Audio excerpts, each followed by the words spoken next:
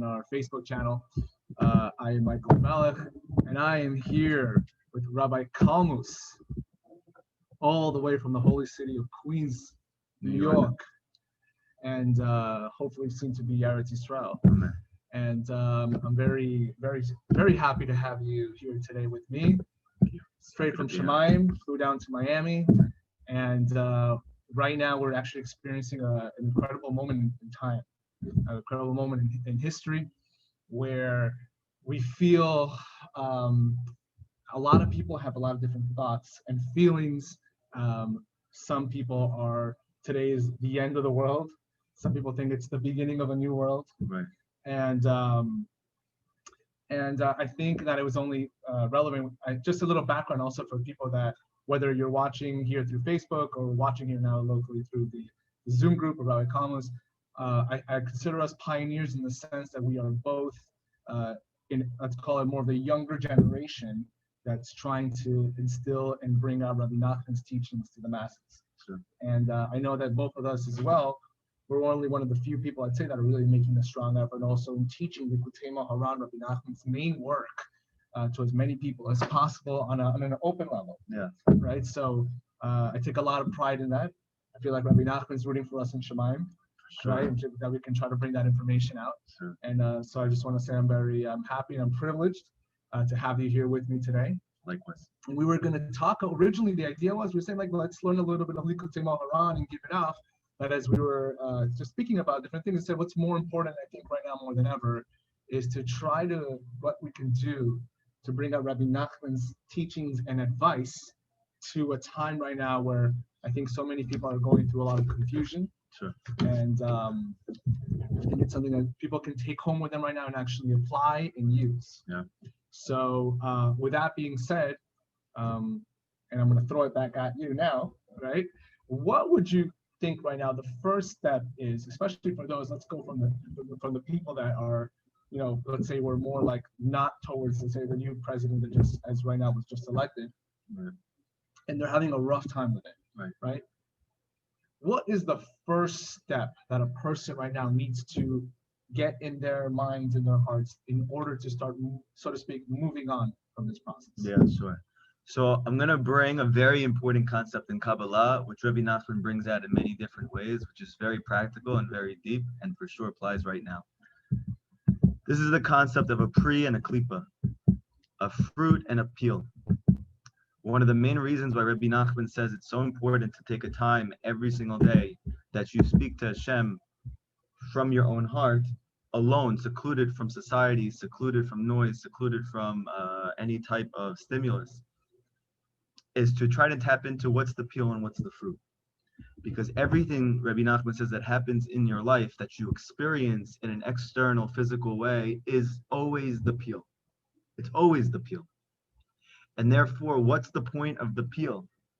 It's to unpeel and to eat the fruit.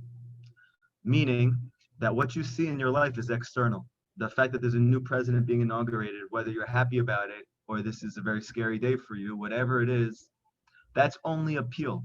This is a manifestation of a deep spiritual reality which is playing out in front of our eyes. Now, the nature of man is to react to the peel because it's what we see.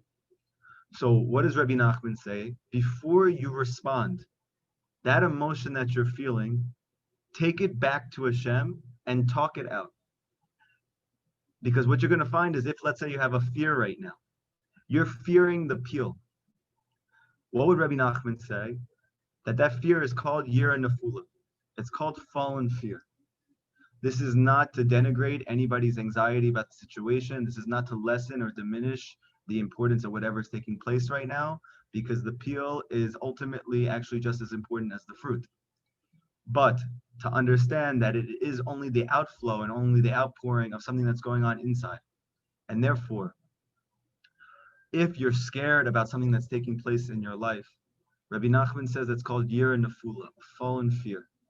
Rabbi Nachman says fear in itself is not bad. Awe, to be in awe of something or overwhelmed by something, is actually could be one of the highest spiritual experiences that you can have. Like, let's say you see a waterfall, you see a mountain, you go to the Grand Canyon, you go to Eretz Yisrael, and you see the most beautiful thing, and it's huge, it's gigantic. You're overawed. So Rabbi Nachman says that is the highest level of fear, of yira. That the way that we think of fear, which is crippling, anxiety, that's not the fear that the Torah is speaking about. That fear, the Zohar says, wherever you find yira, there you'll find shalom, there you'll find peace. Okay? So if your fear is causing you anxiety, it means automatically it's fallen fear. Fallen fear, I just want to clarify, Yeah. means a fear that is not warranted. Although it's normal. Yeah, it's normal. The real fear a person should have is really the fear, the awe of Hashem. That's true fear. Right. So therefore, if you have this, so to speak, fallen fear, we have to, so to speak, give it back to Hashem. Right. Get it out of your system. Yes. How do you do that? Right. That is through hipotetit. Okay? This is the way I would say it is you misallocated. Like, for instance, someone gave you funds. You have an organization. Let's say you're raising money for that organization. You sell somebody on how this organization is going to change the whole world. He gives you money for a specific thing that you're doing. Let's say that you travel out to do events and you use that money for something else. So, and then what ends up happening? You end up having negative effects that come from that. Why? Because that was not why the money was given to you. You misallocated the money. Now, same thing here. Awe is for Hashem. To be in awe of Hashem causes peace. It causes you to feel faith. It causes you to feel joy. The same place that awe comes from, Bina, is the same place that joy comes from in Bina. Okay? So therefore, if I'm afraid now, that's okay. That's normal. What do I do with that fear? I need to bring it back to Hashem. That is called elevating that fear from that place which it fell to into the klipa, into the peel. Bring it back into the fruit. The fruit is the inner place. Why does Rabbi Nachman say a person goes into fallen fear? That he starts to fear, what I'll just say simply is people, places, and things, only to remind you that you have a lacking at that moment in awe of Hashem. It's a moment in time that Hashem is giving you a signal, a snapshot. By the way, your emunah has went into exile. And I'm going to bring that into your consciousness because that's the whole point of your existence, that you should reorient with reality. So I'm going to make you be scared of something that's taking place down here so you can bring it back to Hashem and say, I feel out of control. I feel scared. I don't know what's going to happen from this. I don't know what this is going to turn into. And the act of speaking it out itself is, Rabbi Nachman says, is what brings that fear back to its place. You'll see automatically, if you do it correctly, you will start to feel peace. You will start to feel joy, because when you realize that even the president of the United States, just like we see many times in the Torah, when leaders came up, they were also chosen by Hashem. That doesn't mean that Hashem wanted them to do what they did. It doesn't mean that Hashem likes what's going on. But it does mean absolutely 100% sure there is no such thing as something happening unless Hashem wants it to. Now, why would Hashem want something to happen that he doesn't want? Sometimes it's to elicit in you a response so that you can work to elevate yourself in an inner way. So just automatically, first step, based upon what you're saying, and obviously Rabbi Nachman brings that down, is the idea here is rule number one. If anybody's feeling right now fear, anxiety over the current situation that's going on right now, that it's currently and consistently going to be unfolding, go talk to Hashem right now. That's step number one. I know that once the Rav will be leaving our space here, I got to go back into the fields, got to go back and talk to Hashem, because I understand what a lot of people maybe are feeling right now at this moment. And I think that's right now, if you can walk away already with something today, that this thing just already, like, just as a huge like wake up call to everybody, go speak to Hashem, let it out, speak it out to him. Hashem wants to hear from you. Look at that as an opportunity. And there's something, as Rabbi Nachman says, there's nothing higher than people did it. Nothing. It's something that, and now people tell me, well, I don't even know what to talk to him about. It's so difficult. You got a lot of stuff to talk to him about right now. There's a lot of anxiety. Why? Again, I don't have to tell you what you need to say. You know what you need to say. So that would be number one. Number two, which I've spoken about in my own classes many times, especially throughout the last couple of months, is the fact that we have this tremendous amount of fighting, discord between, let's call it, two different viewpoints, right? Especially in Am Yisrael, right? Which we know that when Am Yisrael is unified as one, we are one step closer to Mashiach. There's no question about it. And on the contrary, what's going on right now, we have a tremendous amount of people that are, let's say, for one party and another one's for the other party. You're crazy, I hate you. I get this all the time. Family members don't want to speak to each other. And we're talking about really close family members because he believes this way and he believes in the other way. And I think to myself, although it's not easy, I know everybody has their things and everybody's fighting for this. At the end of the day, what does God want? Does God want me to fight against this person or not? Even if that guy is sticking at you, right? And poking at you, and even making fun of you, right? So here comes the lesson, the very famous lesson of Azamra. Azamra is I will sing, right? But the concept of Azamra is literally the idea of looking at the good points in yourself, of course, but more importantly, also looking at the good points in other people. And I'll let you go ahead and chime in a little bit about that concept. Sure. Rabbi Nachman says something that is very life-changing and transformational. Many of us struggle more than anything with interpersonal stuff, interpersonal relationships, interpersonal work stuff. Everything is interpersonal. That's when the feelings are the most intense. Now, we have a very hard time, especially the more you get connected, let's say, to spirituality, or you're a truth seeker, that when you come and you're confronted by a person who maybe is not as interested in you as that, or hasn't invested as much as you as that, so you have a big bridge between you and that person. Okay. Now, Rabbi Nachman says, don't be scared when you see a person who's very different than you. Why? He says because peace is made up by unity of differences. The way that we often think about peace is that we all are going to agree on something. However, according to Kabbalah, shalom means a state of harmony between two opposites. Just as Kabbalah explains that men and women are completely different, although equal, so too, what's the point of us coming together? To attain shalom. Shalom means that I don't make my wife into a man, and she doesn't make me into a woman, but I am able to help her be her. She's able to help me be me. And in that state together that we support each other in that, we can create shalom, unity.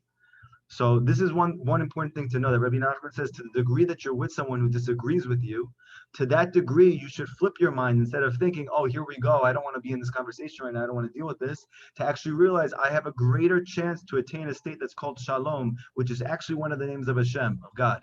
To the extent that the Shulchan Aruch has a question, if you can name your kid Shalom, because if you say it in the bathroom, it might be an issue, okay? But what the point that Michael Benmelech was trying to hint towards was Azamra, is the concept of judging favorably. Rabbi Nachman says this is the most essential of all of his lessons, and that you should keep it in your pocket and look at it every day. Now, on first glance, okay, it's very nice, it's very beautiful to think, let me judge other people favorably. However, why would this be the most important lesson of all of Rabbi Nachman's lessons when he has so many transformational lessons that literally each one can change your life in a different way? The answer is that Rabbi Nachman says that when you judge a person according to their good and you judge them favorably, then what happens is that those judgments on that person in Shemayim, which are causing them to be disconnected from reality, from spiritual truth, that's the reason why a Jew or a person is disconnected from a higher truth, is actually because that there are judgments on that person from above. How can you mitigate those judgments? When you judge that person favorably, Hashem rips up all those decrees, and he, Rabbi Nachman says, mamash is switched from lachaf chova, from lachaf of meaning that Hashem is judging him unfavorably, and that's what's causing the disconnect, to lachaf zchut, that he judges him in a way of good, and that causes him to want to look for Hashem. It causes him to want to look for truth in his life. Now, obviously, this is as a munadika type of a thought process you could have, because what do you mean? I shouldn't be sitting with him and having a full-blown debate about what I think versus what he thinks, even though I think I'm right. And he's wrong, and I can maybe convince him. That Rabbi Nachman would say you'd be much better, well served, not just emotionally for your own well-being, but even for the effect of that person, that he should make a transformation. That if you judge him favorably, and again, where would this take place? Obviously in your heart as you're doing it, but the main place again is in that hibodedut. That I go to Hashem and I say, Hashem, thank you that you brought me this person, and you look actively for good points in that person. Like I taught today in Likutei Halachot, that Moshe Rabbeinu was in the camp of the Jewish people, and he switched his tent out of the camp of the Jewish people because he felt that they were all off. And Hashem says to him, it says the Midrash, that Hashem said, I'm angry with the Jewish people. You're also angry with the Jewish people? So who's going to help them? It's so powerful. Meaning, what is he saying? My role is to do this. Your role is to go stick up for your brothers. And through this, we're going to have a decree. He had to go back into the camp. And this is the whole point for us, that in a very unusual way, that when you look for the good actively, even though it's difficult, and you find good and you verbalize it out loud to Hashem about that person, Rabbi Nachman says, Mamash, it's going to move him to do teshuvah, that he's going to look for Hashem, which is an unbelievable concept. Does this apply also to Goyim? What was that? Does this concept of a Zamra also apply to Goyim? Like, do I have a chiyuv to look at his good? It's not about having a chiyuv. It's a state of consciousness. It's very hard, I find, I know halakhically there's a lot of differences between the obligations of Jews versus non-Jews. But I think in general, when you try to apply and implement the concept of chassidut, that you should try your very, very best to take these basic concepts like a zamra and apply it to everybody. Because the truth of the matter is there's godliness in everyone and everything, even in this table that we're sitting next to, even in the chairs that we're sitting on, even in the pool in front of us, there are sparks of godliness in everything and in everyone. When you judge people favorably and you pick out those good points and you say them out loud about those people, then to whatever degree they can connect to that part of themselves, whether they're Jewish or they're not Jewish, it doesn't make a difference. Rabbi Nachman says they will find a way to connect that to that. So in conclusion on this idea, that means that number one, when somebody's calling you and they're poking at you, let's say the other side, it's quote unquote, look at the positive of that. The Sitra. No, they're not. They're on the other side. You're trying to be politically correct, and you said the other side. Right. So, but really, what we're saying here is that when we see somebody else who is having different thoughts that are different than yours, and you think you're right, just do the best that you can to look at the positive of that specific person. And again, summing up what he's saying to you, to all of us, is what Rabbi Nachman is saying, is that when a person looks at that positive note of them, it will actually can help that person do that teshuvah. It'll help them in the merit of good, of go maybe turning around their thoughts, for all we know. No. That's the thing. That's the crazy part about that. And it's very deep. It's hard for us to fathom. But I'm going to say right now, when you're looking at your Facebook, you're looking at your media posts, and you're seeing things that you don't want to see and you don't like it, what I can say to you is just say, he's my brother. It's fine. He's good. His neshama is good. He comes from Hashem. If Hashem is good and we are a piece of him, he's good. And even though we have to, I want to say, we have to do the best to our ability. Maybe it's a little bit of an act, but try your best to fake it till you make it, I'd like to say. I would also add to it, I came from that place, meaning this place that my brother here is having a hard time trying to, and I'm sure a lot of people right now are having a hard time trying to reconcile how it could be that, especially within the Jewish people, that you have maybe the greatest influences coming from those people or within our own people for whatever you feel like is not good for us, right? Let's say on that side. So I came from that side. And I want to tell you, and I know it's very hard to fathom, they mean just as good as you do. And even though their whole wisdom base and their whole route in which their orientation to life, which they're coming from, is completely different, and maybe it's completely off. And obviously, you know that I've had a big transformation in terms of how I think and how I act and how I believe. So you can kind of guess where I am right now. But at the same time, thank God that I came from that place, because if you at least know that they feel the same way that they do on the other side. This is one of the biggest chops that I had, that growing up, the way that Republicans, let's say, feel about Democrats, that I see now in the religious world, is the same exact way that Democrats feel about Republicans in the secular world. The same, that they think that they're insane, that they think they're out of their mind, that how could you do this? What's wrong with you? Like, just look a little deeper and you'll see it's so obvious. They think the same exact thing. So to understand at a very base, a Jew wants to do good. There's no such thing as the Jewish people do not want to do good. Now, does that mean that you can't cry over the fact that they're wanting to do good might be leading them to be putting people in charge who might be causing the opposite? So that is something for sure you should lament over. This is the whole concept that Rabbi Nachman and Rav Natan says Tikkun Chatzot is so important, that you get up in the morning and you mourn over the loss of the Beit HaMikdash. The question is, what are you talking about? This building was lost 2,000 years ago. You do real estate, no? So it's a building. Okay, it's great. Did you ever cry over it? I know you might have cried over a lost deal, but to cry over 2,000 years ago, a building that fell apart every morning, every single morning, how do you do that? And the answer is you don't understand. The Shekhinah, Hashem is crying every morning over the fact that the Jewish people, we are not connected in oneness, we're not one together, and we're not connected to His oneness. And as a result of that, you see that all of the trials and tribulations and difficulties, which start with us ourselves, because we are, so to speak, like the soul of the world. And the rest of the nations of the world are like the body of the world. The body expresses what's in the soul. If the Jewish people are in a state of unity, the world has to be in a state of unity. We saw this in the times of Shlomo Melech. We saw it with the Beit HaMikdash. We will see it again, Bezrat Hashem, with the coming of the Mashiach. May it happen soon. Amen. B'marav yameinu. And that is that we need to come together in unity. How do you come together in unity? You need to find that same point that you're connecting to. That is that they want to do good. Hashem, I'm judging them favorably that they want to do good. Now I'm going to cry hysterically over the fact that whatever has happened in the world has led them to believe that this thing which they feel is just as important, as good as the thing that I feel, which is not, maybe, that it's gotten to this point, that it should be like that. And that is the whole concept of Tikkun Chatzot, that you're crying in the morning over this before you even start your day. And when you realize that that's what it's about, that in truth, that if the Jewish people are on point, that we're together, that we're one, that we love each other, that we look for the good in each other, and we realize that at our roots we're good, this itself is the cause of the Geula, Rabbi Nachman says. This is the whole concept of a Zamra. It's that when the Jewish people received the Torah at Har Sinai, which is really code words for Geula, it's a code word for Olam Haba, it's a code word for revelation of complete unity and oneness in the world. Rashi says, like one man with one heart. It wasn't that because we received Hashem, we were like one man with one heart. It was us being one man with one heart that allowed us to receive this revelation of godliness. And this all starts with finding the point in them that is one with you.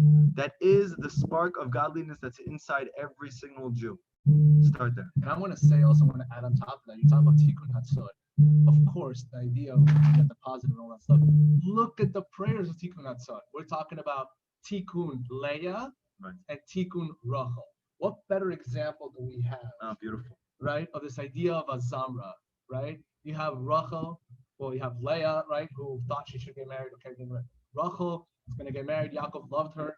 And what happens at the end? He marries Leah. And what does Rachel do? Tells her the secret, gives her the secret code, right? We know that they have this ongoing, although it may be looking like a feud, there's an internal love between each other. Rachel trying to help Leah. It's not a coincidence that it's all tied into Tikkun Hatzot, the idea of looking at the good of that person. And that's a high level stuff. We're talking about Yaakov Avinu, Leah. These are our forefathers, foremothers. This is like what our DNA is made out of. 100%. You know what I'm saying? So that's a very, very important concept. Zamra, which means I will sing. That's what it means. Right. I will sing with all the good that I got. And look at all the good of other people as well.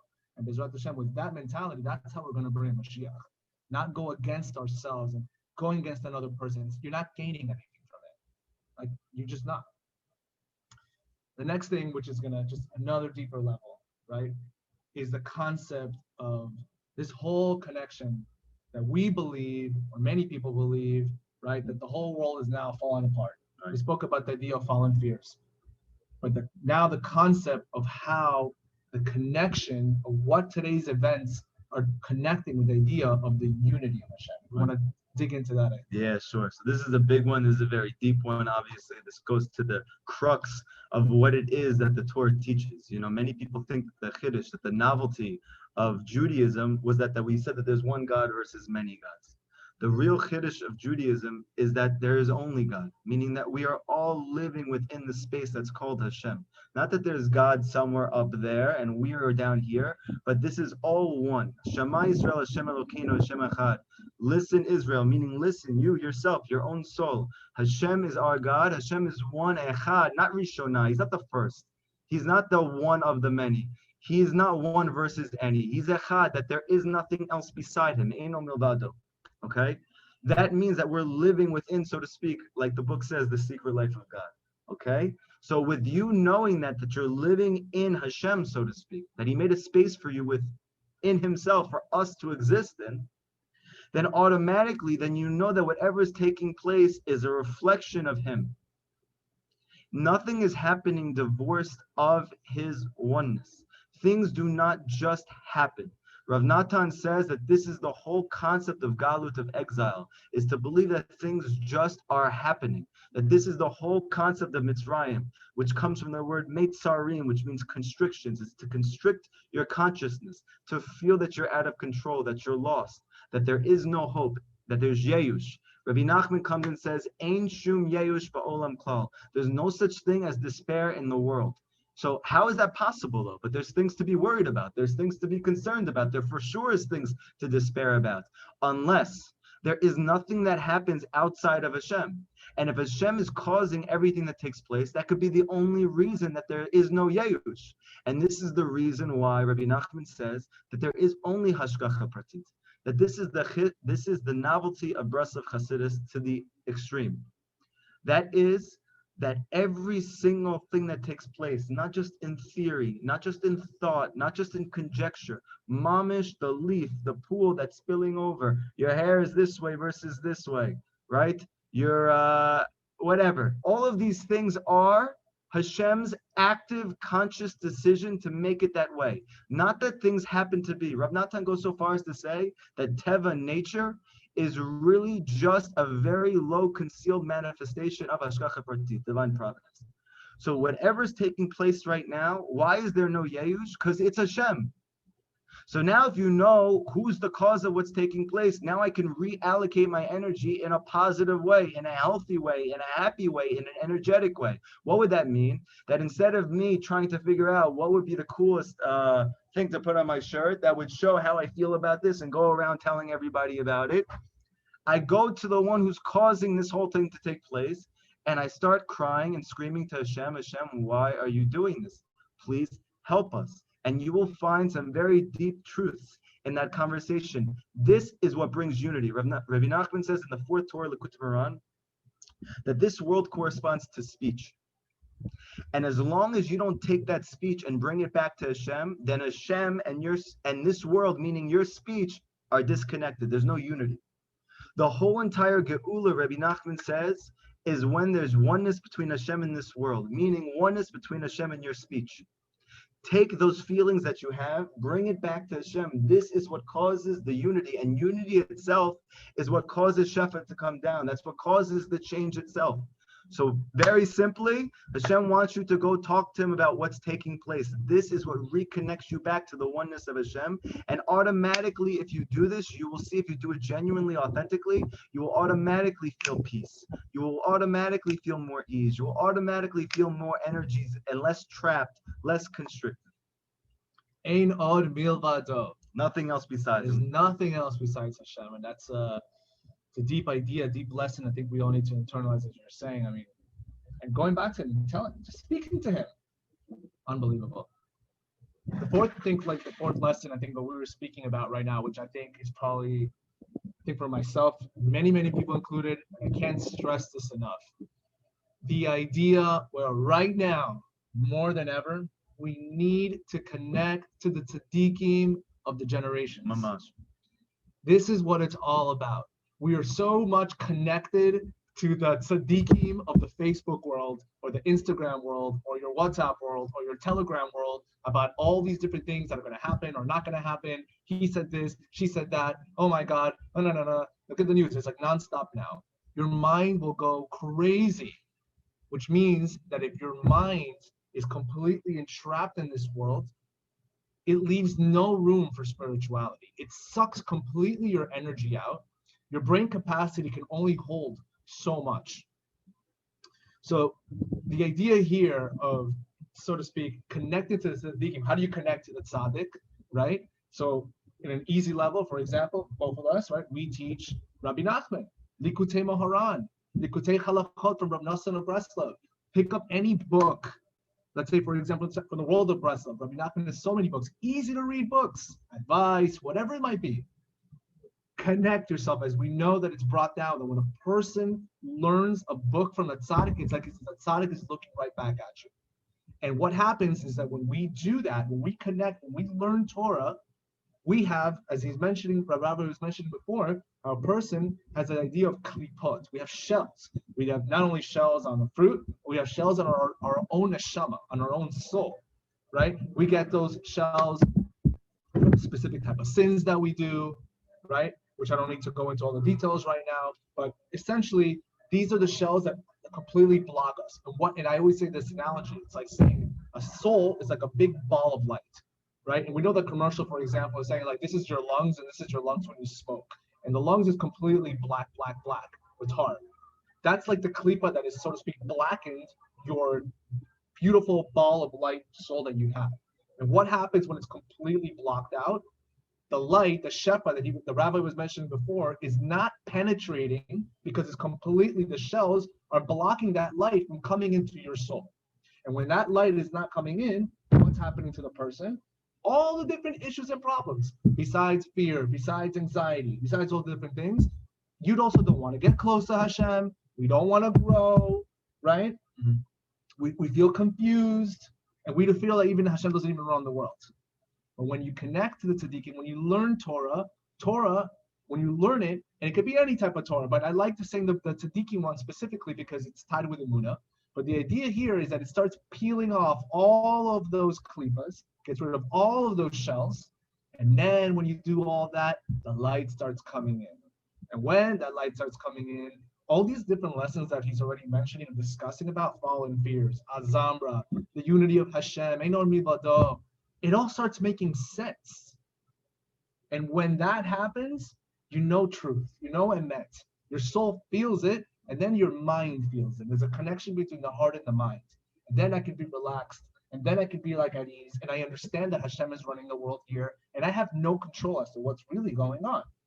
And that's the idea of connecting yourself. Just like back in the day, we always talk about the idea of connecting to the tzaddik, right? The Jews in the desert, right? They left Egypt, and what did they do? How did they connect to Hashem? That everything went through Moshe Rabbeinu, right? I had a korban. I didn't go, here, I'm going to make my korban to Hashem. No, you gave it to the Moshe Rabbeinu, and Moshe Rabbeinu would take it for you, and he would do it.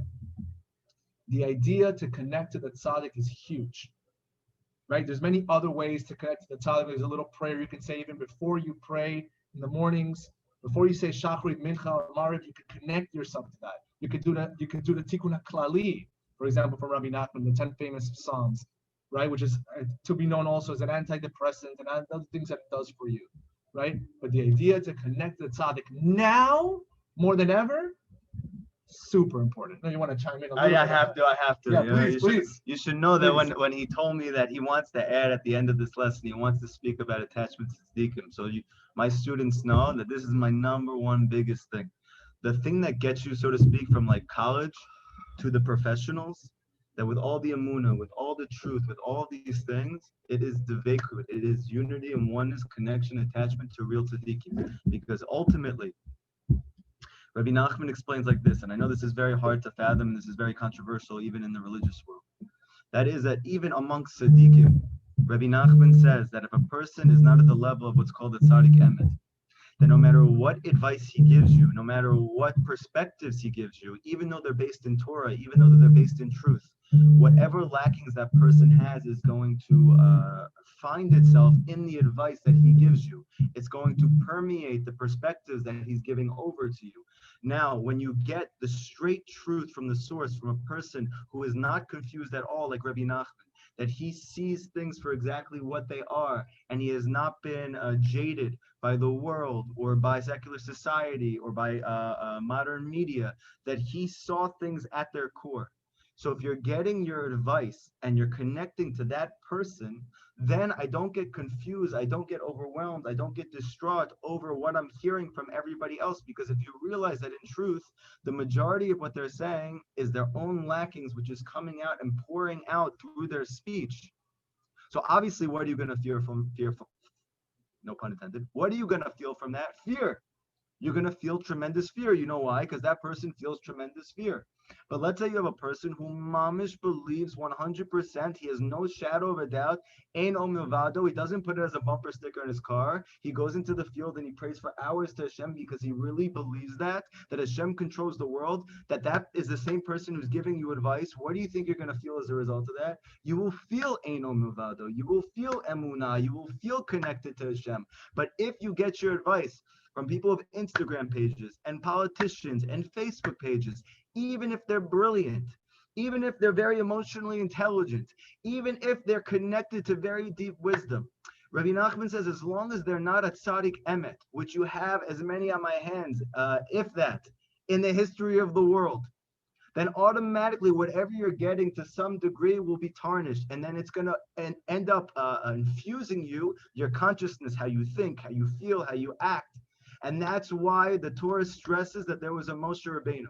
And whoever left the desert left if they believed in Moshe. Like we say in Ajashir every single day, we believed in Hashem and we believed in Moshe. Why do you need to add that? Just say we believe in Hashem. Because our ability to believe in Hashem depended on our belief in a real tzaddik.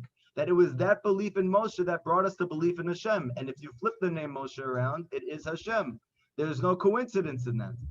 Moshe was the messenger, the shepherd, who was bringing us to Emunah Shlema. For us, this is Rebbe Nachman Mamish, that anybody who connects to him in truth and doesn't just listen to him or doesn't just get jacked up by his Torah, but actually acts on his advice, he will be part of those people who leave the desert even before we get out of there, and Bezrat Hashem taste the Mashiach even before he comes. Oh man, beautiful. And it's going to tie into the last part, the most, I think, strongest part and the most obvious part and the most important part. All of these things we spoke about, fallen fears, a zamra, connection with the unity of Hashem, right? The idea of connecting to the tzaddik. The most important part right now that we need to connect to the most is the idea of having pure, simple emunah in Hashem. Emunah in the tzaddikim who teach us all these specific teachings, and of course, most importantly, having faith, having emunah in Hashem. Now, emunah is not something that is easy to do. No. Right? And it is something that a person constantly needs to work on. Right? Emunah is something that we deal on a day-to-day level. From so many problems that a person and challenges a person has in their life, emunah has to be essentially the main answer to everything. Yeah. And if a person has no emunah, especially in this generation, which is filled with so many problems and challenges, and we see foreign thoughts, who are you following? Who are you listening to? You're going to be lost and down and out. So my thought on emunah is something, it's not just having emunah. Emunah is something that only stands, and this is very important. Emunah is something that only stands and endures with emet, with truth, a truthful emunah, a sincere, I really believe, right? I learned something beautiful the other day. If we look at nighttime, when we say in Ma'ariv, we say the Shema Yisrael, right? We say at the end, Hashem Elokechem Emet. What's that next line that we say? Ve'emunah. Ve'emunah kol zah. Emunah, that's all it's about. But it has to be connected with emet. And when is that said? At nighttime. At nighttime, when it's the darkest, when it's the hardest time, when I can't even see anything. Emunah, and which is what many people are feeling right now. Sure. They are in nighttime, dark mode. What is going on? That's what people are feeling. You have to hold on to emunah. And I have news for you. We see also beautiful, I was looking at the wording the other day. You also have to deal with it in the daytime and the morning, when a lot of the challenges come to you. How do we know that? Because if you look at the Shema Yisrael in the daytime, Hashem Elokechem Emet. What do we say right afterwards? Vayatziv. Vayatziv, in that word of Vayatziv, has the word Tzadik Beis Yud. Vayatziv, which is the concept of tzvi. Tzvi is a deer. The gematria of tzvi is 102. Wow. Emunah is 102. You have to deal with the emunah, with the truth at nighttime, and you can flip it around in the morning, and you have to deal with the truth and emunah in the daytime. It's all about the truth. You have to find the truth in the situation, and that's massive. Emunah is something called an emunah sebivotecha. The emunah encircles you. You need to feel that. You need to imagine, so to speak, this sphere of emunah constantly surrounding you, and I'm in my own bubble. Mm-hmm. That's the idea.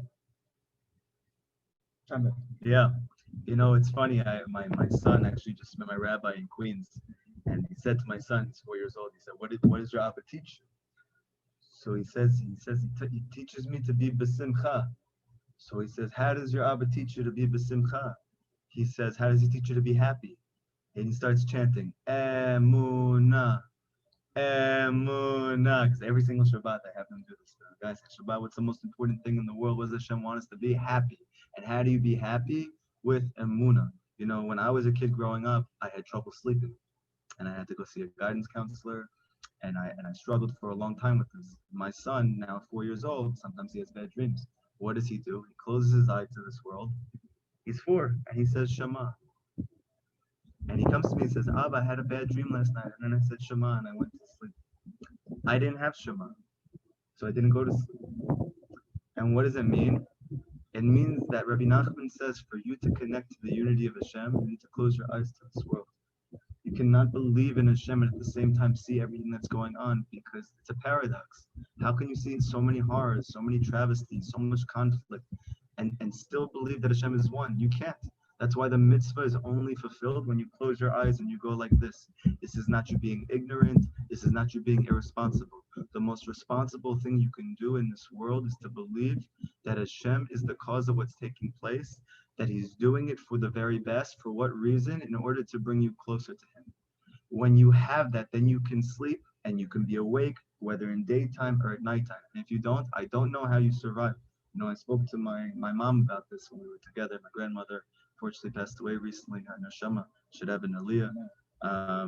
And I was speaking to my mother, and she was telling me, you know, why is it that religious people, they close themselves off and they live in a community all amongst their own?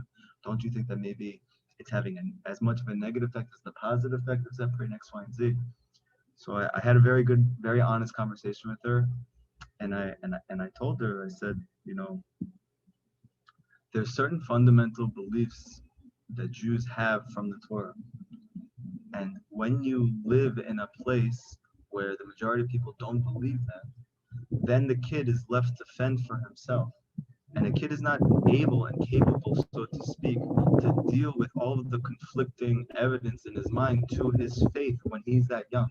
Now, we don't realize this, but we're also children. Hashem calls us his children all the time. Now, obviously, when we get older and we start to have gray hairs, like me and Mike are starting to have, so you start to think, so we're momish adults now. We're not. We're children. And even when we're 70, we're going to be children, because in the realm of Hashem, we are very, very young. And therefore, to understand, we're just as vulnerable. We're just as sensitive to outside stimulus. And you really need to do your best to have Emunah. You mamish need to connect to as many Emunah Dika type of things as you can. I remember when I was in the psych ward, and I had Rabbi Nachman in one corner, that he was my life-saving force. But I'm even in the Jewish world, I'm listening to other rabbis, and I'm feeling hopeless. And only when I'm listening to Rabbi Nachman do I feel that there's any hope. One of the big things that I made a decision on, I said for a period of time at least, I'm literally going to stop listening to anything else besides people who teach Rabbi Nachman's Torah, because it makes me feel that there is no hope. And ultimately, this was one of the greatest causes of my elevating from that place, because you don't realize how sensitive you are to information, to messages, to the extent that the most responsible thing you can do is whatever you believe truly in your heart. And you can only know that by talking to Hashem. What is that thing? Now go find and connect to a wisdom which enforces that, which encourages that, which strengthens that, which causes you to grow in that. And that's the most responsible thing that you could do. Let's say you don't believe in Amunah, chas v'shalom, but you believe in something else. The most responsible thing that person could do would be to surround himself with understanding in that area, people who are wanting to grow in that thing. So too with Amunah. Amunah is not a bumper sticker. Amunah is not a nice chizik. Rabbi Nachman says Amunah is tefillah. If whatever you're listening to is telling you to have Amunah, but is not telling you to go talk to Hashem, they're not increasing your Amunah. And in fact, you're going to end up more confused. Why? Because I'm supposed to be believing, but I feel worse. I feel worse because I'm supposed to be believing and I feel bad. At least the non-Jew or the secular Jew, he doesn't believe. So there's no reason for him. He's doing the best that he could. Me, I have Rabbi Nachman, I have Amunah, I should be believing, and I feel just as bad as they do, if not worse. The answer is you need to make sure that the sources that are coming into you to be very, very careful and make sure the advice that you're getting is from people who mamish believe and live with the fact that Hashem is one, this world is one with him, you are one with him, and with that you'll be able to experience a geula even amongst. Rabbi Nachman said, he wrote in a book, Sefer Midot, when he was less than 10 years old, he wrote this book. He said, if there is a pandemic which sweeps over the world, he wrote this when he was less than 10 years old. He says, for a person who has Amunah, he has Yirat Hashem, that his Yirah is not fallen. It is elevated, meaning it's one with Hashem. He says, not only will he not be disturbed by the pandemic, he will actually feel an intense, unusual level of peace within the pandemic. We saw that the Jewish people now in Parshat Bo with Mitzrayim, that there is darkness that sweeps over in the 9th Makkah. But for the Jewish people, it was light. But what they saw. Yeah, they saw. But they saw clearer, even than before. Had they say clear even than before, but it's dark.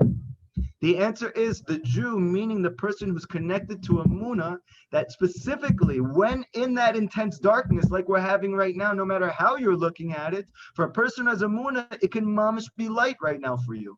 And if not, then there is no difference between you and the Mitzri. You will also feel that darkness to the extent that you can't move. We call that now depression. And even if you don't have full blown out mental health diagnosed depression, Rabbi Nachman says anything which is sucking your chiyut out of you, your life force out of you, making you unable to move, to grow, to make moves, to make changes, to transform in your life, is some form of depression.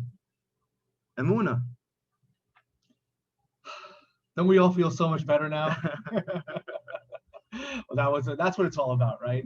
The idea was really to try to give everybody as much chizuk and strength during this time, instead of really tapping in to all the craziness and all the news that's going on right now.